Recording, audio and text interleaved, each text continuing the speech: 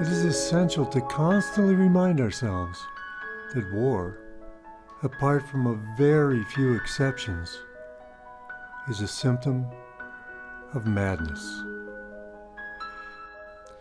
Yet war is a disease which is largely taken for granted, considered normal, and unless it involves a large swath of humanity, ignored.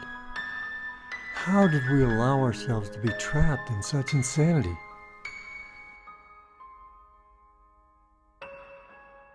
At the present time, wars are as prevalent as ever. They are being manifest in the Middle East, in Africa, in South America, and in a lesser form in almost all countries of the world. They are the result of a failure to recognize that killing another is actually killing oneself. A failure to grasp that humanity is a collective made up of millions of individuals, all of whom share a common ancestry and, on a subconscious plane, a common aspiration and destiny. There is no victory in war. War is an admission of defeat. When humans resort to mass killing of each other, we see an expression of failure, never success.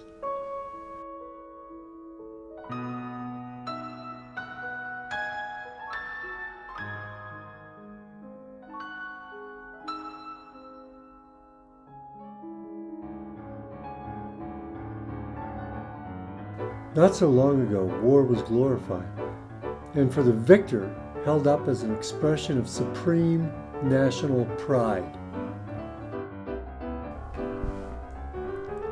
In fact, such an attitude was predominant in a species for thousands of years. However, 2 world wars put an end to the hubris.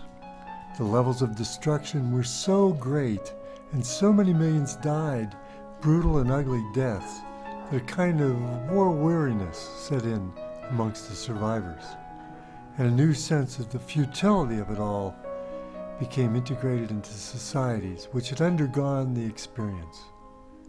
The world looked like it might have learned its lesson. People had pounded each other and the natural environment into a sickening pulp, and there was no glorious aftermath, just a sense of what peace could actually mean.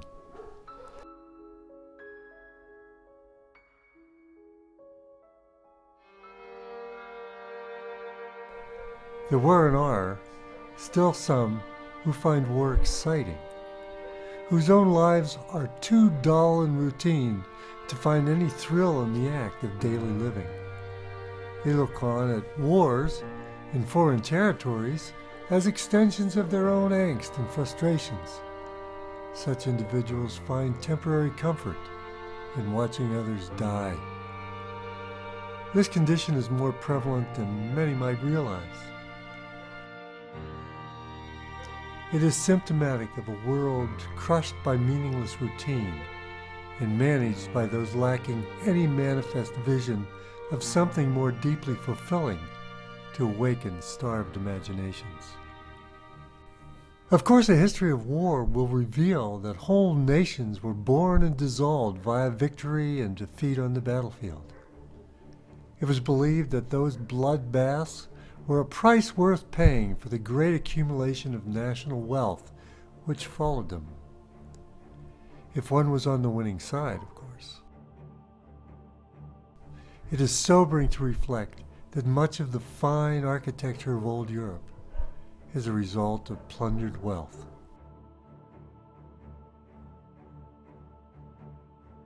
War is made no less destructive by the fact that it can now be carried out by people sitting in air-conditioned cockpits in Houston.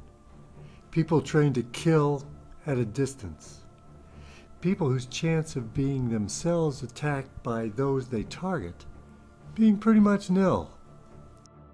This type of killing is one step away from the robotic soldier, the envisioned battlefield of the future, and a direct extension of the war games kids and adults play on their electronic gizmos.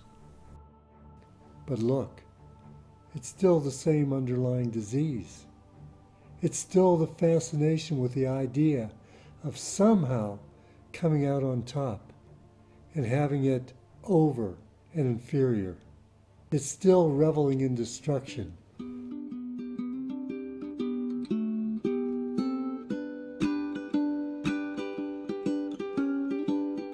Children play war games.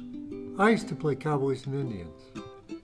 I was indoctrinated into war thinking from a very, very early age. It was just after World War II, and life was steeped in the stories of heroism carried out by, quote, our boys against the Nazis. Toy soldier armies ranged against each other across the sitting room floor as parents looked on with quiet acceptance. We soon graduated on to cap guns and staged mock battles around the garden bushes and trees. But nobody got killed in these war games, and the ground wasn't turned into a sea of craters and toxic mud by our childhood antics. Other matters eventually attracted our curiosity and interest, and the guns and bows and arrows were dumped, unlikely to be seen again. If mankind would only grow up, the same situation would repeat around the world. Adult individuals, blessed with a little responsibility and the slimmest glimmer of wisdom, would move on to areas of interest that expressed an eagerness to support the world and not destroy it. A wish to explore new horizons of consciousness and not to regress into thoughtless thuggery. A desire to meet and enjoy the company of other races and nationalities and not put a gun to their heads. How can this madness have gone on so long? How can war still be taken for granted? It has been etched into our bones by an endless indoctrination process, a process whose symptoms can also be found in the way we are urged to be aggressive and competitive in order to make progress within the demands of the status quo. How much of what is called, quote, education is about bringing out our creative potential instead of our aggressive potential? And how much is about cramming us with the means to succeed in the most cutthroat world of business, and indeed, most all professions? We see the symptoms of aggression in daily life and fail to question it. Is it any wonder that we fail to question war?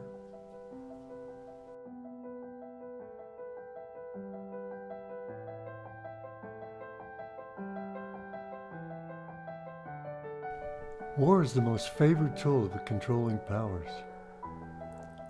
It supplies the coffers of the military-industrial complex with an endless demand for the production of weapons. The state then gets the payoff and looks for another war to keep the cycle of death going. It's also a valuable diversionary tool for distracting the general public while unpopular and controversial issues are pushed through the system, with only a few noticing. Of course, a great prize for warmongers in general is anticipation of the breaking out of the mother of all wars.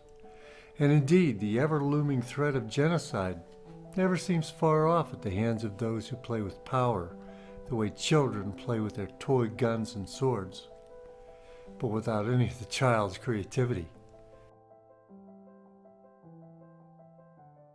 Today, in the U.S. in particular, megalomania has become wedded with a sort of Russian roulette approach to who might present the next useful target for a bombing run or drone attack. We're being pushed by anti-life forces, some of whose origins are less than human, to see the plane and its people as expendable, to accept lies, deception, and crude power play as something akin to normal, to feel that it is not in our power to bring deep change to a washed out and degraded status quo, to believe that war is an acceptable way of shifting around the totems of power. the hour is late. And this should add a significant degree of urgency to our endeavors. Mankind is blessed with deep powers of positive potential, and these powers are far greater than the force that drives the warmongering anti-life minority. We are close to a tipping point in the growth of conscious awareness among caring human beings. The key will be to channel this awareness into taking measures to regain control of our destinies, to rid the world of those who hold this fate in their numb, insensitive hands, to act in unison and defy all efforts to divide and conquer our growing sense of purpose and endeavor. We can and we will put an end to the madness of war. We must not wait for war to put an end to us.